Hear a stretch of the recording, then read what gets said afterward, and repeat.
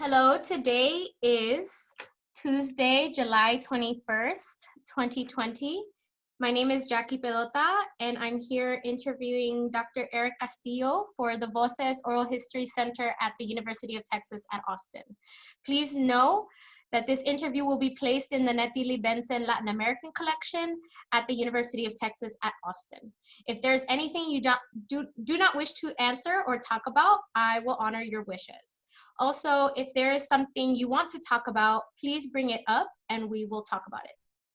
Because we're not conducting this interview in person, I need to record you consenting. So I will ask you a series of 5 questions. Please say, yes, I agree, or no, I do not agree after each one. There are 2 questions we need to make sure you agree to before we go on.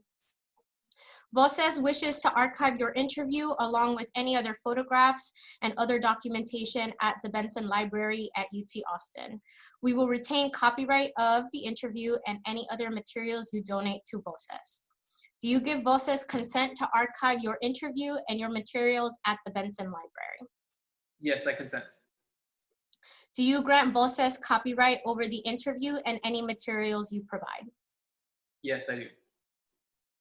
Do you agree to allow us to post this interview on the internet where it may be viewed by people around the world? Yes, I do. Thank you. So we have questions that we already filled out in the pre-interview form. We use that information from the pre-interview form to help in research. The entire form is kept in a secure Voces server. Before we send it to the Benson, we would have stripped out any contact information for yourself or family members. So that will not be part of your public file. Okay. Your public file will only be accessible at the Benson Library. Do you wish for us to share the rest of your interview in your public file available to researchers at the Benson?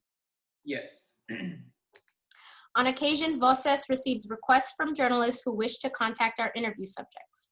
We only deal with legitimate news outlets. Do you give consent for us to share your phone number or your email with journalists? Yes. Thank you. So I appreciate your patience with that. It's a little different now that we're doing it via Zoom and not in person. But if we can just start by having you tell me a little bit about yourself. Sure. So my name is Eric Castillo, and I am a 2nd-generation Mexican-American, 1st-generation college graduate, and first in the family with a PhD. Not many Chicanos of us in higher education nowadays. I was born and raised in San Antonio, Texas. My family comes from San Luis Potosí, and I have been in education for 13 plus years in various capacities. A lot of my interest and a lot of my passion for education and social justice has really stemmed from my experience in the community and how recognizing that a lot of our histories are not documented and they're not archived and they're not celebrated or showcased. And so a lot of my work now is really about recovery work, documentation work, and about access work in education. So I live here currently in Houston, Texas, but I've been to Albuquerque, New Mexico and Gainesville, Florida. And now it looks like I'm going to be residing here in Houston for quite some time. And so you said that you've mainly worked in educational spaces and settings. And so what is it, what is your current role kind of in Houston? So, well, currently I'm unemployed right now. My position at Springfield College was retrenched during an academic reorganization. And unfortunately, COVID-19 has not made it very easy for me to find employment right now. Everything is shut down. So right now I'm actively seeking employment, and I'm staying active with educating and mentoring students that I've had in the past. Yeah, COVID has really impacted, work and what work looks like. And so can you share more about that experience, how that has been, navigating employment as well as unemployment during this time? Sure. I have started to be much more creative with how I prepare myself for interviews and the kinds of jobs that I'm looking for.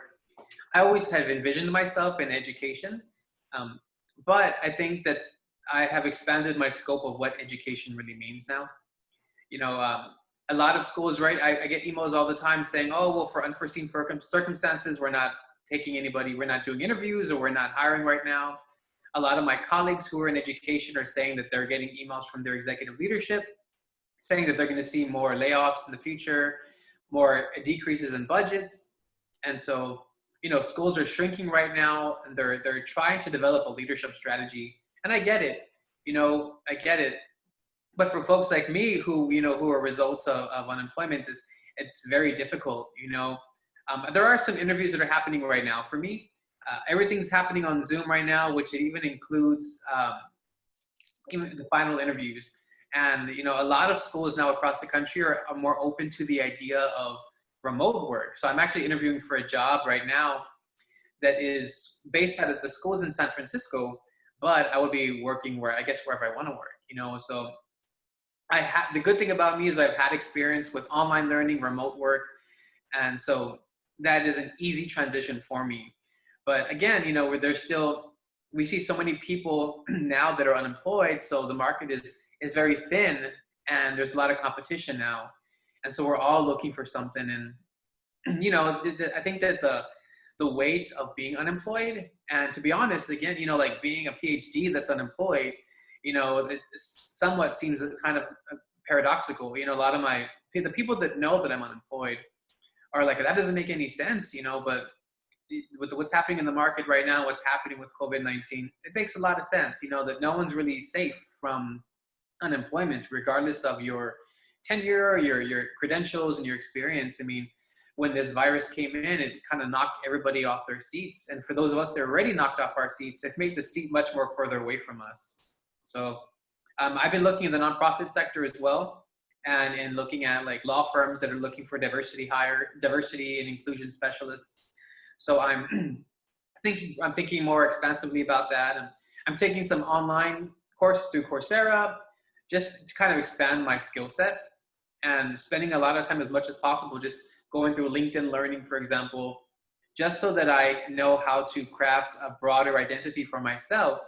Because unfortunately, I get the sense that diversity and inclusion work may not be a top priority, even though what's happening in this country right now with Black Lives Matter and a call for the abolition of law enforcement, there's a tug and pull between the need for social justice work, but also the economy is pulling people away from expanding that kind of work as well. So I have to be creative about what I do with my professional identity. And so you've said you've already kind of gone through some of these processes, just looking for employment online. So, how has that been? How has it felt, doing Zoom interviews online and just basically having the entire process, be virtual? Well, most of the job interviews now for the first round, maybe even the second round, are Zoom or web-based, which is great. For me as a diversity and inclusion expert, or a person who has that experience, it always makes me wonder about how we continue to shape, or how bias will impact how we do the interview process. But that's a different conversation for another day. But, it's something that I'm used to. I've done interviews remotely through Zoom before.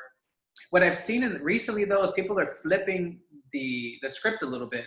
Normally, right, in the past, you would have a first round interview just to kind of get a gauge of the person's expertise and experience. And then you would invite them to a campus or to the institution for a much longer interview, and also for a presentation. But some places now are putting the presentation first and then putting everything else second, which is interesting for me. I guess it's a new strategy to kind of see right off the bat if this person has what it takes, and what vision they may bring to the organization. And so, I have been kind of moving around in my apartment a little bit. This is a new setup for me. Trying to give myself a better looking backdrop than a blank screen, a blank wall, so I'm trying to be creative. I'm trying to kind of keep, something fresh and energized for myself. But people for the most part, I think are learning to adapt to Zoom. I definitely do see a digital divide between generations who are actively using Zoom. There are folks who are much more comfortable, much more fluent with using technology as an interview device. And some folks who are still understanding the need to turn your screen off or to push mutes, or just how to set up and download Zoom in advance. Even outside of my interviewing work, I volunteer at my church, and we're doing virtual meetings right now just to kind of keep in contact. And, I had to give a little tutorial just to kind of help folks understand, okay, well, there's a mute button. If you're going to not be dressed in a way that, you may not want people to see you, then here's the turn the video off feature, and telling folks to download the app beforehand. So I think that we're all kind of adjusting to what it means to be in a virtual environment now. And so I think a lot of schools that have been teaching online education are now kind of at the forefront, because they are experts at online curricular design, and they understand how to use this technology in ways that the traditional schools may not know.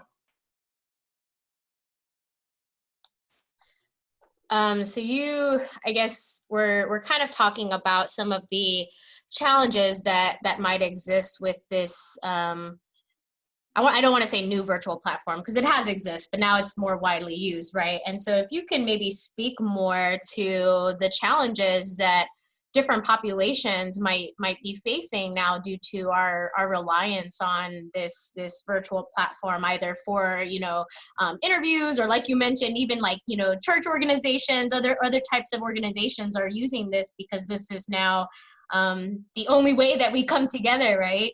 Right. Yeah, there's a lot of impact, positive and negative, and the ambiguous gray areas of impact we're still kind of learning and discerning.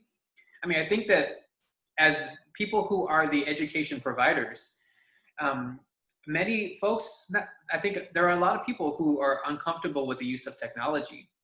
And we see that in the traditional classroom environment, in the way they teach, the way they lecture, and then introducing a concept to them of technology or online learning is a little bit difficult for folks.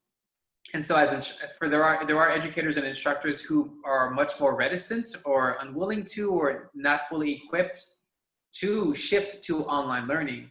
And that requires the institution to really ramp up their education and support efforts to make sure that our educators have that kind of skill set necessary. Because now, a skilled educator in the classroom can recognize readily through nonverbal communication or through other factors to see why students, what student comprehension looks like. But in an online environment, especially when it's asynchronous and it's not live, then we have to see there's not as easy way to determine a comprehension, and acquisition of new knowledge for our students. And I think about, a lot of people now who may not have effective bandwidth, who have the updated technology, or still learning to navigate, computers as well. At my old job, we served adult learners in the field of human services. So we saw a lot of people who came to us who did not have computers, who did not have, who were not, proficient and competent, or did not have the technology language to navigate even a Microsoft Word document. So this was even before COVID hit. So we did a lot of ramping up and training to make sure that our students understood how to navigate a Word document, what a jump drive looks like. And, people may think it's weird or funny, but it's so true that there are still people that don't know how to save a document, or don't know how to use a jump drive or what that means. So we had a lot of teaching to do for our students. And I think that the generational divide, a parent becoming the educator in their household for their children in the midst of trying to provide. So I think just the stress levels are difficult, and then not having the adequate technology. So again, that digital divide is not just about access to technology, but knowledge how to use the technology. And there are school districts that are really trying to step up. I mean, they're trying to provide better access to Wi-Fi. They're working with different cable providers to give students a particular amount of months of free internet in their homes. But then we think about a lot of other factors in the household as well, like food insecurity, the trouble in the household. There may be friction between family members that just complicate the idea of creating an environment that is conducive for learning. So it's compounded by worries and fears and anxieties also about touching a doorknob, going to check your mail, wondering if we're going to run out of toilet paper again. There's just so many things that complicate the idea. And we have this idea that knowledge should be a space in which it's exchanged freely and it's uncomplicated. And the only place in which we have complications is in the debate of ideas and the exchange of ideas. but now then the context has changed for how we exchange ideas, and the external environment is making things that much more challenging for people. So I see now, especially here in Houston, which is a epicenter of COVID-19 right now, and I see that community colleges are doing their very best to provide access to even technology, the hardware itself, or to helping folks get access to updated software. I've heard and read that there are children, or students that are also going to like McDonald's and Starbucks, parking right next to it and using free Wi-Fi. And as we know from research, that the digital divide really impacts disenfranchised communities, lower income, and people of color. So, that the idea of staying home, staying safe, with the idea of not having access to appropriate technology and resources, can really make not only the digital divide gap that much wider, but the opportunity gap for our communities also becomes wider.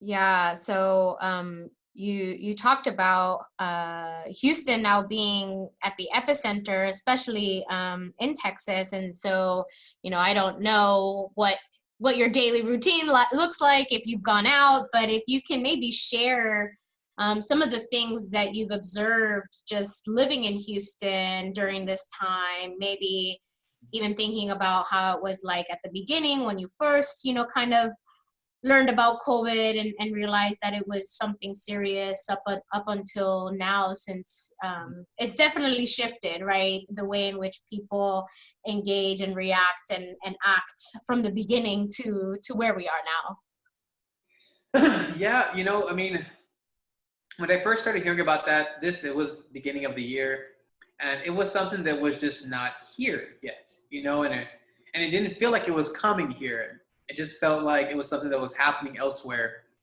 And, the media sources are highly mitigated, filtered, and controlled. And so we don't always get the information that we need when we need it. So I think a lot of people were just kind of like, oh, that's over there, that's elsewhere. This sort of, we applied this xenophobic rhetoric to COVID-19, like something foreign, something far away from us, something different or evil that's not a part of our culture, not a part of who we are. And we would see that in the news media. We would see that as sort of like we hear from Trump all the time, calling it a Chinese virus, and it's unfortunate that that's how it's characterized from the beginning.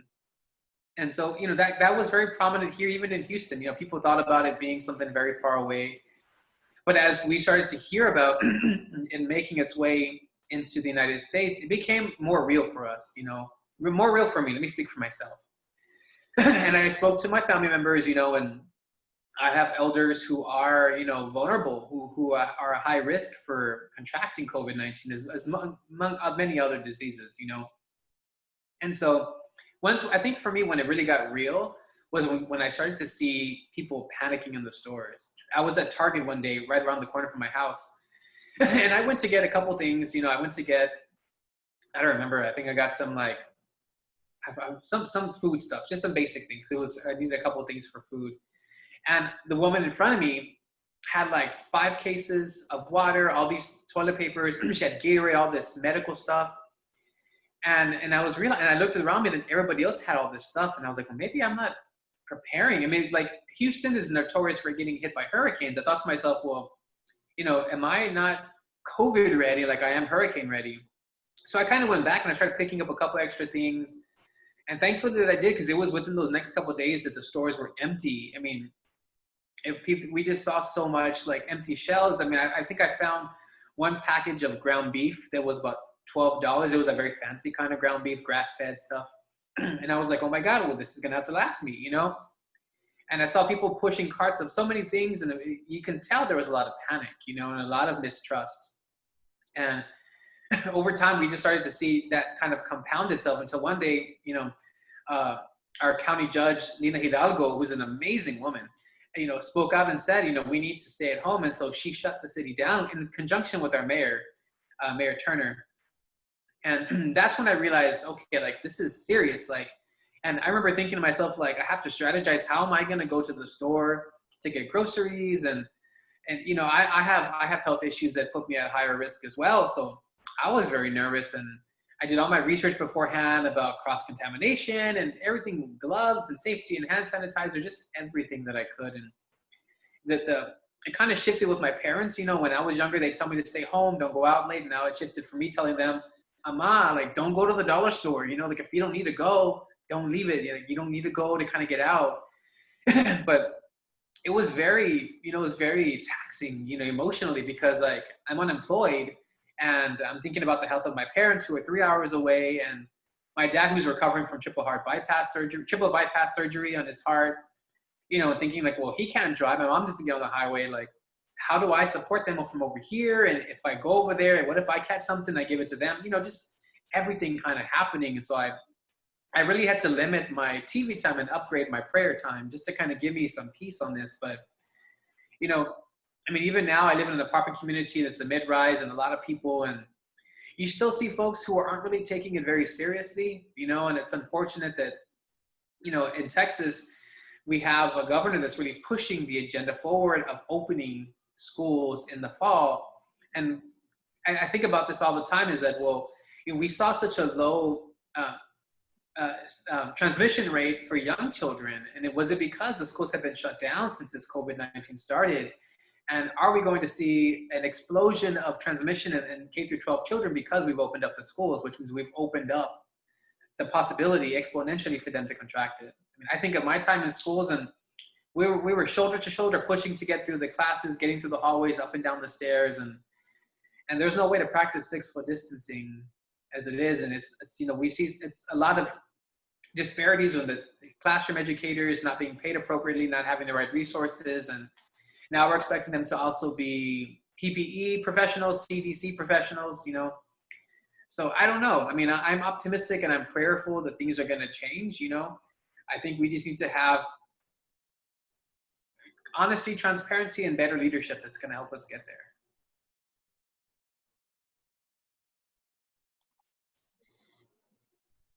So kind of to that point, I guess, what are your thoughts and feelings about how the administration has responded to the concerns of educators, as a educator yourself, and you can speak, to Texas, or you can speak to the country as a whole? Well, November can't come soon enough, that's for sure. Because it's not just COVID that's causing trauma, in this country right now. We're seeing an entire revolution taking place, a social movement taking place, where people are, at their wits' end, and who are taking very drastic measures to proclaim their identity and to affirm their space in this country. So, we have COVID-19, which is a public health risk, but we also have racism, sexism, that's also, transphobia, that are also public health risks, and so we see there's so much happening right now. And I don't even know how, like, President Obama would be navigating this, but I would trust him a lot more to navigate this, for many reasons. So, right now we're just compounded with trauma. We're compounded with trials. We're compounded with a bunch of battles that are happening all around us, with our health, with our physical safety, with our mental health. And so I think that our current leadership, both in state and nationally, are really missing the mark. I think that they're listening to the wrong folks. I think that, maybe because of the wealth gap that they experience between folks like me and people, even, different folks who I experience a wealth gap with, our stories aren't being told. And so, as someone who even has a PhD, who was unemployed, having no income coming in right now, I can definitely relate to the idea of, fear, and not fear, but worry, about what's going to look like in the future. I'm hopeful that we're going to see change, and it's not going to come from positions of power. It's not going to come from traditional leaders. We're seeing change happening right now. It's manifesting with people and communities, with activists and educators and different organizers. We're seeing that happening right now. And that, for me, is what is motivating me, and I'm sure that they're also taking into consideration, physical and social distancing tactics as much as possible to ensure the safety of people's physical health, while also fighting for the protection of people's physical and mental health as well, and for our survival as people of color in this country. So there's a lot of disappointments with a lot of our senior leadership, but like I said earlier, with our county judge, Lina Hidalgo, she's taken a significant amount of criticism. People identify her as younger. I think she's under 30. And this is her first significant role. And she runs the biggest budget in this country as a county judge.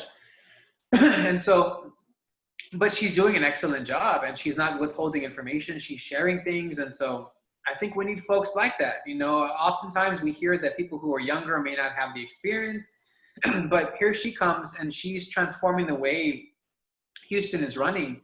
And she's really pressing and pushing people to be more responsible citizens and residents of this county. And I think that's the kind of solidarity work that we need, is people like her who are really at the forefront of these conversations. So, there are people here in Harris County and in Houston that are doing significantly good work. We just really need more folks to honor that request and recognize that things like a mask, as something as simple as a mask, is going to protect the lives of so many people. Even though there's a lot of questions I have about COVID-19, a lot of questions I have about the veracity of data. I have friends that work in hospitals and they're saying that, well, what the news is reporting is incorrect. Like, yeah, the ICU beds are taken up, but only about 40% of those are from COVID. ICU is much more than just COVID-19, but we have these folks, who are just continuing to manipulate data, manipulate stories as a form of control or fear tactic, so that we continue to stay glued in to them and become their viewership. But there's hope, and there's a lot of good people here in Houston that are trying to make a difference.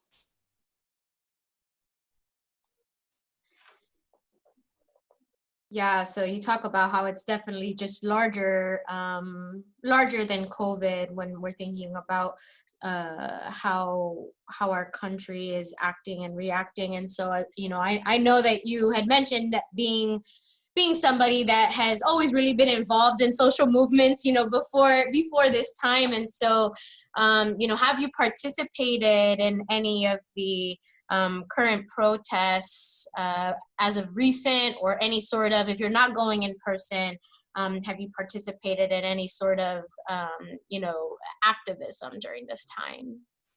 I have, I have not taken a leadership role, but as a Mexican American, a Chicano, what's happening right now is really the product of Black Lives Movement. So recognizing my role in that as an ally, and as another oppressed community member wanting to support Black Lives Matter. So my role has been active. I've attended activist trainings. I've attended protests here in Houston as well. And then I've also, tried to do my part online as well, using my social media platforms to engage in conversations about, racial equity and social justice and liberation for Black folks, but also for all oppressed people. And one thing that I'm noticing a lot more of now is that LinkedIn, I'm seeing a lot of more Black Lives Matter, a lot more social justice conversations happening on LinkedIn than I've ever seen before in my life.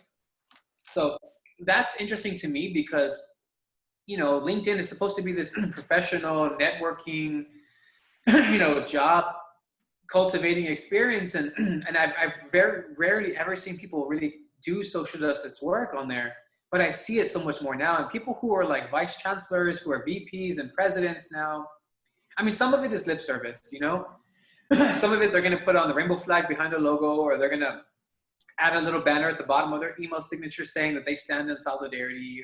Well, they may not use that word, but they may be supporting a particular cause. But I've seen that significantly higher. And even in my personal social media, I have seen a lot of my friends and my family members much more engaged in these conversations, And it's nice to see that it's not about just awareness anymore, but there's an actual engagement with these conversations. For the most part, it's very beneficial and fruitful. So, but I've tried to, my social media has always been very active, and I've always been involved in community work as much as possible. So my activism is not just, social media or protests, but it's also in the education that I do.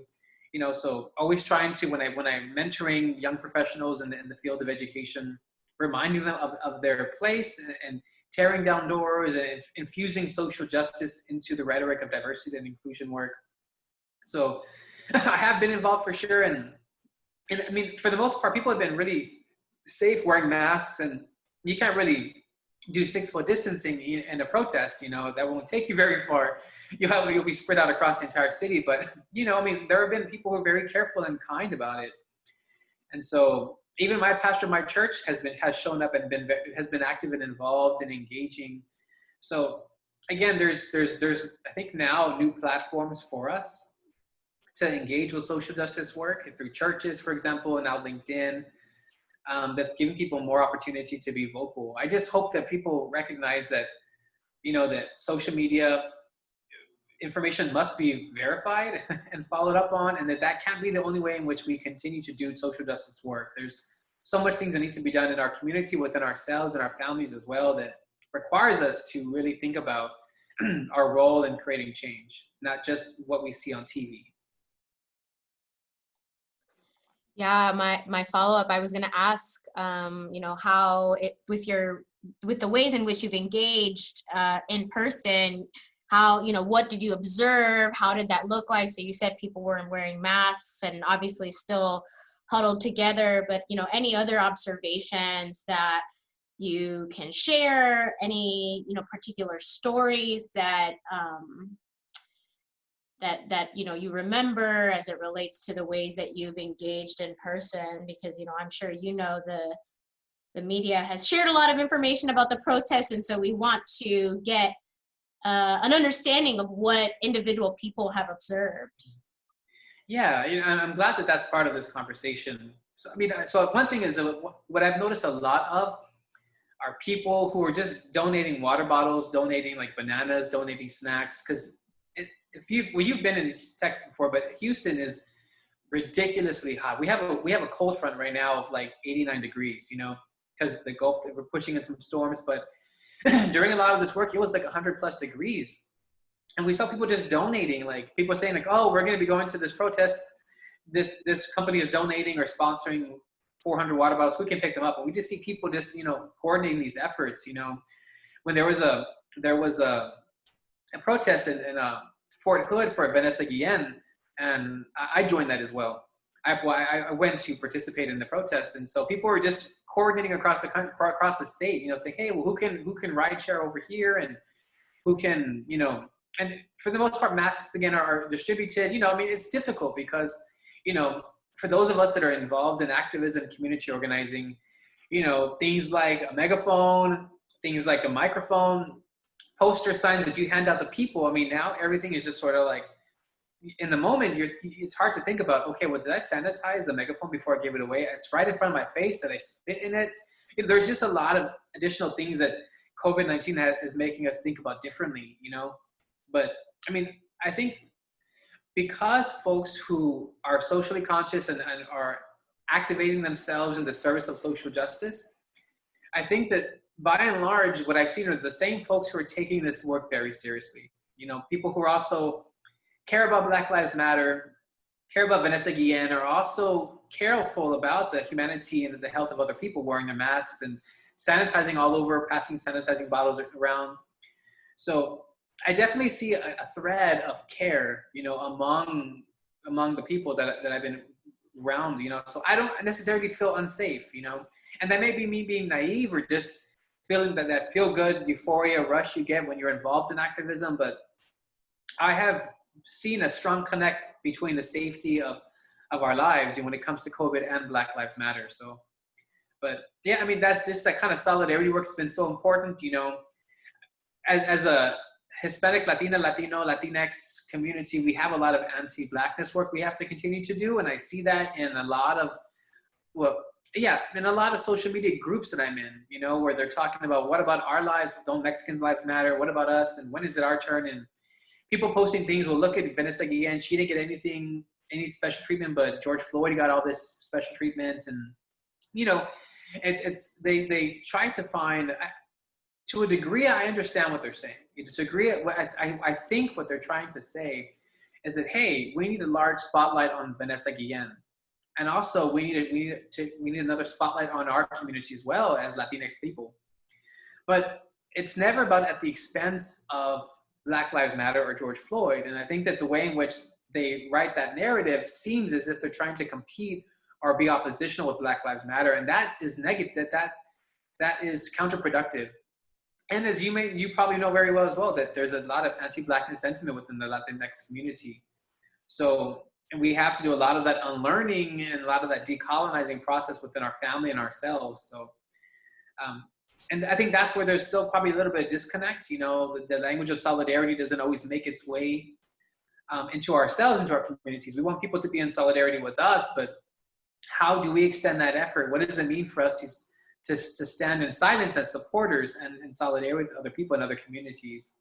But there's a lot of good work being done. There's a lot of good work being done. And Houston for a while had weeks and weeks of protests. I went to some of them. I couldn't go to all, but I'm proud of what I'm seeing, and I'm grateful to be a part of it. And I'm just hoping, and I don't think it's going to end anytime soon. And I think it's super interesting how, you said that members of your church organization have participated, which, has not always been the case in these terms, these types of social movements. So I'm interested in hearing, how else has your church supported people during this time? Have they created like meals for folks that are, have been financially impacted? Are they donating water bottles during these protests? So anything else that you can share as to how your church organization has been involved? Sure. So my church has always been involved with, with not charity work, but not necessarily solidarity work, but has always been involved in giving, and helping and identifying needs in the community and trying to meet those needs. Whether like after Hurricane Harvey, hit here in Houston, my church opened up that very next day, and I ran the food pantry for our church, and we had cars coming out left and right to really provide, collect food resources and donate things. We had a huge drive of toiletries. We took folks in who lost their homes. We connected them with FEMA. And so our church has always been involved where there are needs. And that's what our faith as Christians call us to do, to always be there for those in need, And so, but what I have seen in my church and what I've seen in other churches is really, now it's becoming politicized. And I don't mean that in a way, because we hear that all the time, like, oh, identity politics and things being politicized. But one is, it's important we understand the political nature involved of safety, of survival, of food insecurity. It's not just this random act that's happening of people not having access to food. It's really because there are systems in place that disenfranchise folks, that keep healthy food and affordable and accessible for communities. There's wondering why you drive down Scott Street, you drive down Old Spanish Trail in Houston, and you see McDonald's, Whataburger, Sonic, Taco Bell, Taco Cabana, all these fast food places, dollar menus all over the place. And you have one HEB, you have one Fiesta. And so our church, I think now, I can't speak for my church, but what I'm witnessing now is that there is a comfort level of recognizing it. Okay, like this is a political issue, and it's okay that it's a political issue. And it's okay that we're engaging in a political issue, because at the end of the day, we're doing this in a way to help people's lives. So, as long as we can dislodge the idea of being political as somehow being unhelpful is a problem, as being problematic for the Christian faith. I think a lot of times people want to be helpful. And we hear this all the time with people, oh, our thoughts and prayers are with you. Well, I appreciate that. And I know, but the Bible also says that faith without works is dead. So if you can't put your faith and prayer into action to actually help somebody, then what role are you playing to extend Jesus' work on this planet? So it's good for me that I see that my church donating and that they were involved in the protests. I'm not sure if what they've done to donate specifically to protests, but I have seen them active in the protests and actually dedicating a church service to talking about Black Lives Matter, where the entire message was about that. And it was a prime time. I mean, it wasn't like an offshoot Zoom meeting. This was in person. They went there and they didn't open the church up, but they actually had church leadership talking about these things and making it accessible to the public. So I'm proud of what my church is doing. Every church has a long way to go. We all have a long way to go. But it's good to see when faith starts to have, starts to activate the arms and legs of the church to make meaningful work happen in our community.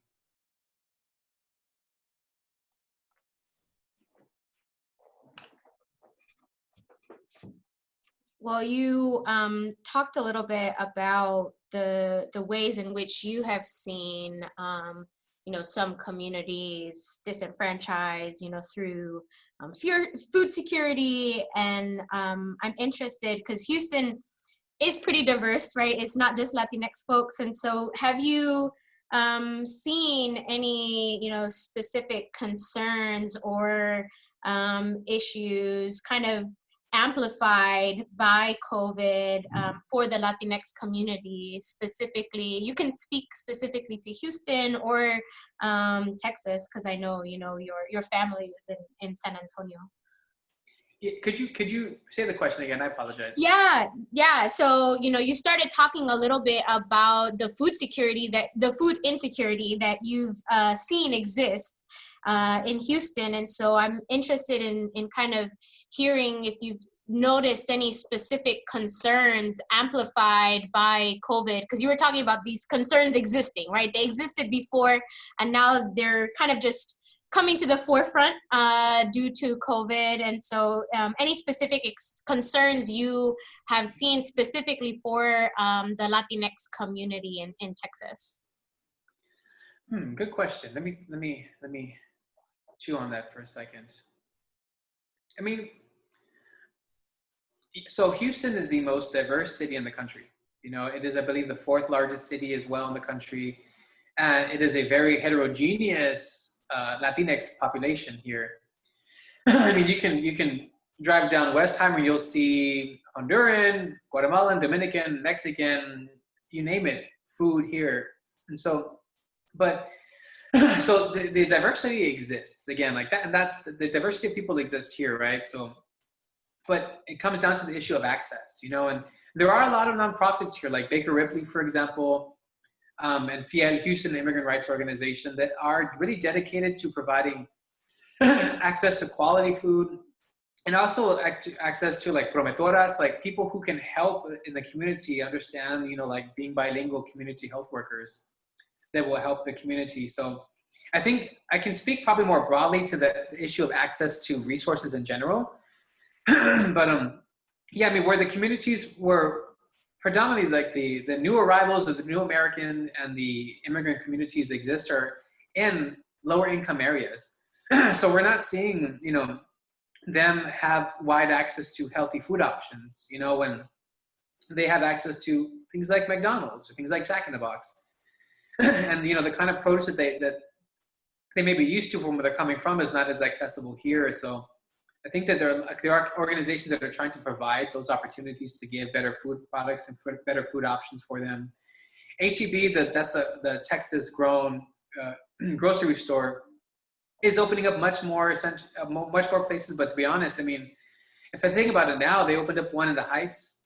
They opened up one in Bel Air area, but the nice part of Bel Air.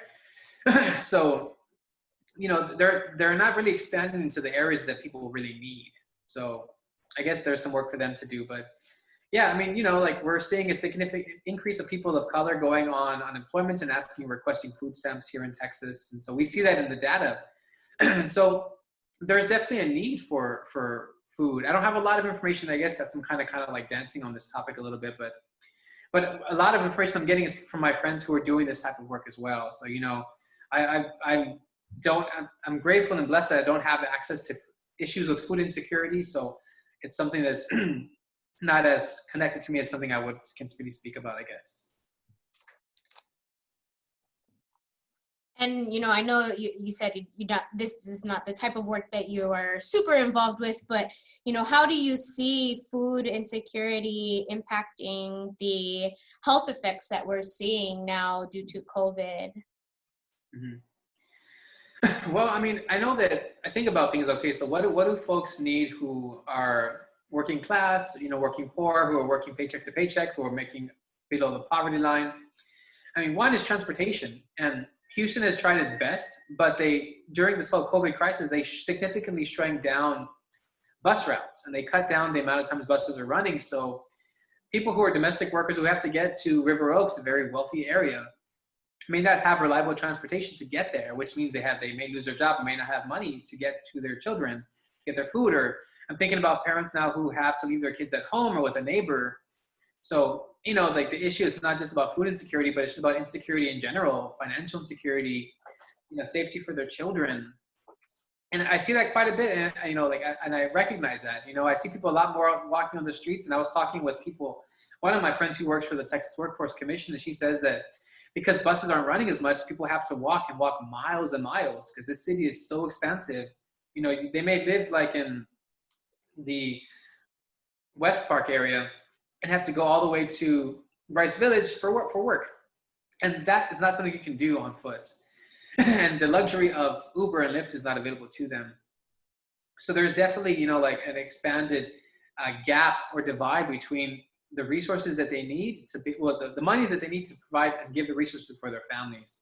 But yeah, I mean, people are trying to be as creative as possible, but I guess something that really kind of irks me is when I watch television and you see all these commercials now, like, oh, we're in this together, and they see families cooking and a bonfire in the backyard or celebrating a meal and it's a big old steak and everything. I'm like, well, how real is that for people who don't have access to or can afford that kind of food? I mean, how are we in it together?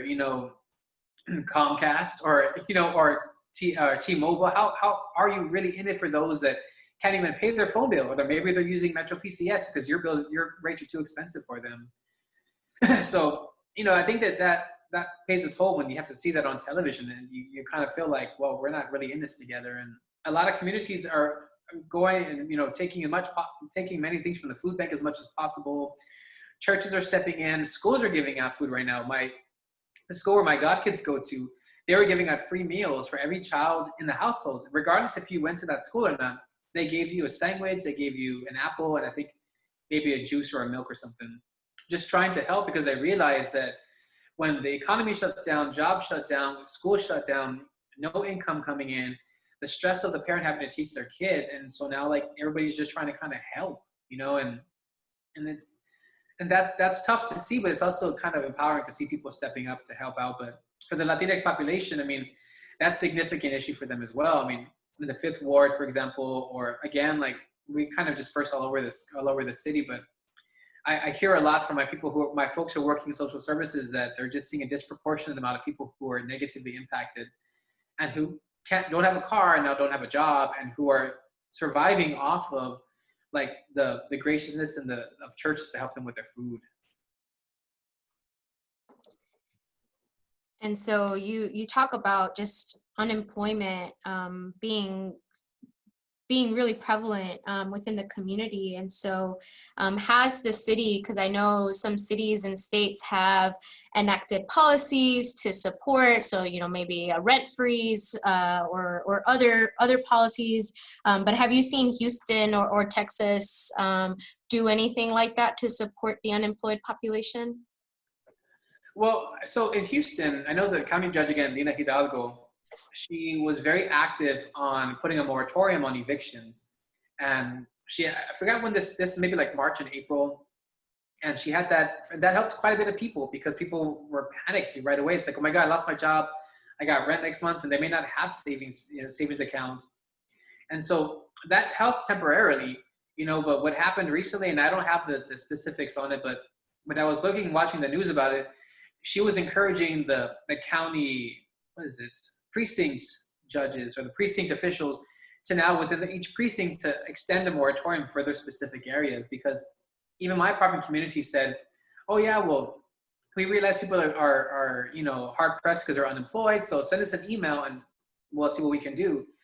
Well, I'm unemployed and that COVID's impacting my ability to get a job, so I emailed them and they said, oh yeah, well, all we can do is we'll give you a 10-day grace period to pay your rent later on. I'm like, well, 10 days, even if I got a job, I'm not going to get paid in 10 days. That's not how these things work. And so, I'm not really sure that, and it's the same, one of the apartments actually put one of those little, we stand with you, Black Lives Matter, we're in it together kind of sentimental feelings in their emails. And it doesn't feel like that, so Houston has tried. I mean, our county judge can only do so much. She was very, very, very vocal about shutting down early on, very vocal. And she shut Houston down, Harris County down, but our governor overrode her, and he has, you know, ability to veto her decisions. And so what happens is that now we have a governor that's backtracking, recognizing that our county judge was right all along. So again, she's tried her best to kind of like put moratoriums on things and to expand things. And she actually was really pushing with, I'm not sure if it was the mayor, on, you know, releasing, you know, low crime offenders, people who are in jail for like maybe a small possession, for example, or petty crime, et cetera, you know? And so she was saying, let them out, because we were seeing a spike in COVID rampant in our jails and our prisons, you know? Well, the jails in Harris County. And so that was received with mixed feelings, but, you know, again, there was the sheriff developed a system in place so he could make sure that we were not just letting anybody go, people who were just, you know, who committed a major crime of murder, et cetera, and now we're putting them back on the streets, but these are low offending circumstances. So she's been trying to be very active, you know. They actually now have a criminal justice coordinating council that looks to try to transform the criminal justice system in Harris County. And there's a justice administration department now that's really looking at helping to redefine what it means to have law enforcement in Houston. So I would say under her leadership, we see a lot of things happening in that's trying to make use of her power to alleviate what's happening in Harris County for folks. So yeah, there's some good work being done, but I mean, there's always opposition, especially in a state like Texas. You know, we have historically been red, and although we're kind of turning purple a little bit, you know, kind of like merging the red and blue of our state parties, but it's still a long way to come for Harris County to be truly what it should be if we're the most diverse country and the most diverse city in the country. And you brought up the conversation about police reform, and that, you know, of course, is very heavily tied to Black Lives Matter and the social movements that we've been seeing, but the ones that, you know, have existed for a while. And so based off of your engagement with that, what has that beginning conversation looked like in kind of reimagining what police or policing looks like in Houston? Well, you know, so to a positive for Houston and Harris County, we have a Latina county judge, and our county sheriff is Mexicano, and our mayor is Black. And we have a lot of our precinct judges who are also Black Latinx. So, and our previous mayor was an out female lesbian white woman. So there was a lot, you know, it gives an illusion that we are in a more progressive city. And quite honestly, compared to the rest of the state, you know, like San Antonio, El Paso, Austin, Dallas, and Houston are probably the most progressive cities of our entire state. But we have a long way to go. I mean, you know, some of our law enforcement leadership have problematic histories with arrests, you know, have problematic histories with protecting some of their law officers, you know, and so, you know, we can't expect that representation is going to fix anything for us, you know. It's fine. I mean, it's one thing if you have a person who's socially aware, social justice driven, who's really about community empowerment and transformation, and who's in these roles of power, and then you have those who are just people of color that are serving in these positions. Very different. And I don't know if we have enough people in power who are people of color who are willing to make transformative change for our city. So conversations are had left and right. I mean, the city actually put together this citywide criminal justice reform town hall. And it wasn't the town hall that took place that I was telling about, that coordinated council. This was just a sort of like a city town hall discussion. But it was all like enforcement and city officials. There were no community leaders. There were no community activists that were involved in that involved in the conversation, which was very not shocking. I mean, it is what it is. It's what would we expect anything different, you know?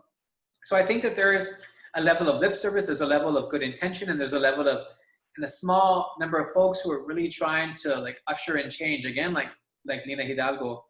So, but we need a groundswell. And I think we're seeing that in Houston with activists and organizers and people who are speaking up for Black and advocating, organizing around Black Lives Matter. but that's not over, and we need more people to jump on board with that and support the work, and we need companies that go beyond, putting on the rainbow flag behind your logo that's going to speak to some sort of solidarity work. We need systems change, we need policy change, and we need people change, and that may mean leadership as well. So there are efforts that are trying to be made, but and again, I'm optimistic of some of our leadership, but election season can't come soon enough sometimes,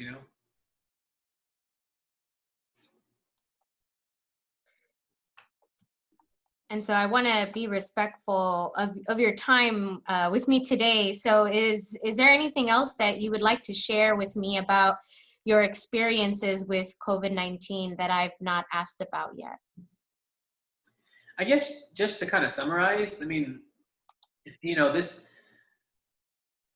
there's so much happening in the world right now, and it sort of reminds me of like just,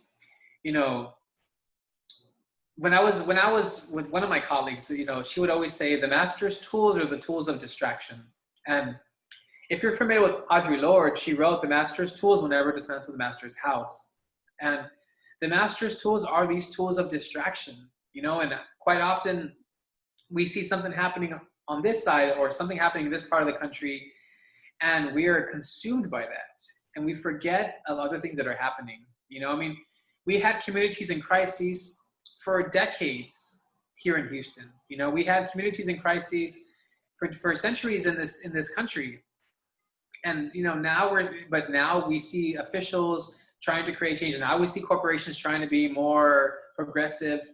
So I think that while we want to respect and have a layer of understanding for people that are changing, corporations that are shifting to the more progressive side, to the more justice-oriented side, there's still a lot of accountability that needs to take place.